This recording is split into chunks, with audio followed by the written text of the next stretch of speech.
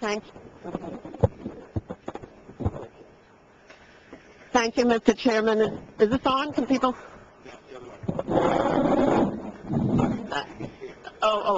Thank you, Mr. Chairman, members of the committee.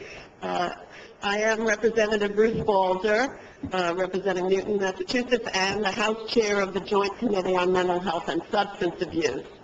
I appreciate very much this opportunity to testify on this bill of critical importance, and I congratulate the committee for its commitment to an open and fair hearing. As the House Chair of the Joint Committee on Mental Health and Substance Abuse, we have tried to play a role in the legislature of educating our colleagues and members of the public on the issues of addiction. And last fall, in that capacity, I organized and chaired a informational hearing on the whole issue of gambling addiction, and I wanted to offer testimony today concerning some of what I learned that day, and also invited to join with me today two experts who did testify that day, along with a large number of other people. While many of the comments today have been more focused on the economic development, revenue, jobs, there has been some reference to the issue of gambling addiction, and it's that issue which I would ask the committee to now pay attention to, and what I will offer testimony on. I want, before I introduce my two esteemed witnesses, I wanted to respond a bit to some of the statements made earlier by the governor and the members of the administration based on the testimony that was provided at that hearing last fall. I would like to inform, by the way, the members of the committee that the Joint Committee on Mental Health and Substance Abuse does have packets of all the written testimony that was supplied to us that day, and if any member of this committee would like to take a closer look at the issue of gambling addiction, we'd be happy to make that testimony available to you. Governor Patrick, in his remarks this morning, said that there was a very small proportion of the population who suffers from this addiction. He used the numbers 1.9 to 3%.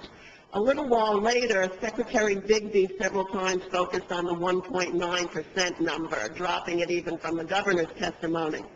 But at the hearing that we held last fall, it was made very clear that that's just one piece of the number. That's the number that represents those people who have what's called level 3 or excessive gambling addiction, and it's those that show up over a one-year period. When you look at the chart supplied by the experts and you add to it those people with moderate as opposed to excessive addiction, and when you look at the more telling information, which is how many people in a lifetime suffer from gambling addiction, the number then moves from that 1.9% to 6%. However, in questioning by the members of the committee that day what those numbers were based on, we learned that they were based on telephone surveys, a method of information gathering within the behavioral science world that's recognized to be notoriously low. They depend on people being called in their homes and asked, do you have a gambling addiction? And we had before us that day 3 individuals who suffer from gambling and addiction but are in recovery, who were asked, if you received such a telephone call, would you have said, yes, you have a gambling addiction? All 3 said that their answer would have been no. So it was recognized that day that even that 6% number was really underreporting. Let's imagine for a moment that maybe the number goes up to 10%. Well, then you're in the ballpark that Secretary Bigby that day indicated was the case for heroin addiction. Secretary Bigby at our hearing testified that only 1 out of 10 heroin users become addicted. We had further expert testimony talking about prevalence numbers with heroin and cocaine, and we on that committee sitting where you are sitting now came away with a strong impression that the proportion of individuals who gamble, who get into trouble, is fairly similar to the proportion of individuals with very serious drugs who get into trouble. Nonetheless, I did not hear anyone today suggest that we legalize heroin and cocaine and then charge taxes on it to raise the Commonwealth some much-needed revenue. Because, in fact, our society views those as so toxic and so dangerous that they don't want to legalize it. And so I would submit one of the things I came away from that hearing that day understanding is that gambling addiction is no less toxic than many very serious drug addictions. Even bringing those numbers up above the ones that the governor gave us, the issue isn't just how many people gamble and get into trouble. The issue is what are the profits of the casinos based on, and therefore the revenue to the Commonwealth. There was testimony given that day that 80% of the profits from casinos come from the slot machines. Now, you're going to hear from someone far more expert than me, although I have quoted her regularly since that day when she testified. But you are going to hear testimony about how slot machines are developed and how seriously addictive they are.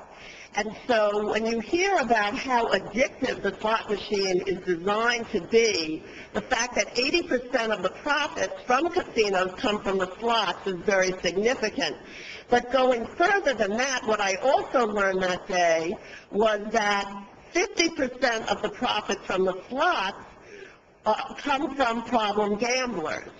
So now we're no longer talking about a so-called small percentage of the population who suffer from gambling addiction. We're now talking about the fact that a large proportion of the profit, the revenue, the reason this bill is under consideration comes from problem gamblers. Those individuals who come for fun and don't have a problem and walk away aren't the ones that are giving us the revenue for this. The folks we're getting the revenue from are the people who suffer from a serious illness. And in my role as the House Chair of the Joint Committee on Mental Health and Substance Abuse, I have spent considerable time these last several years trying to call attention of the legislature to the seriousness of the illness of addiction. And what we know, what we learned that day in that hearing, was that gambling addiction is correlated with domestic violence, with bankruptcy, with homelessness, with incarceration, and with suicide. The effect of gambling addiction, my colleagues, is devastating to individuals and to communities. And while it makes me very uncomfortable to distance myself from a Democratic governor and a labor movement who I have always supported, I would argue that we should not get revenue by exploiting an illness. And that's, my friends, what we would be doing if we embrace this plan. It is the most regressive form of taxation. We will be exploiting sick people in the names of helping out our cities and towns. There is no one in this legislature who wants to help out our cities and towns more than I do, but this is not the way.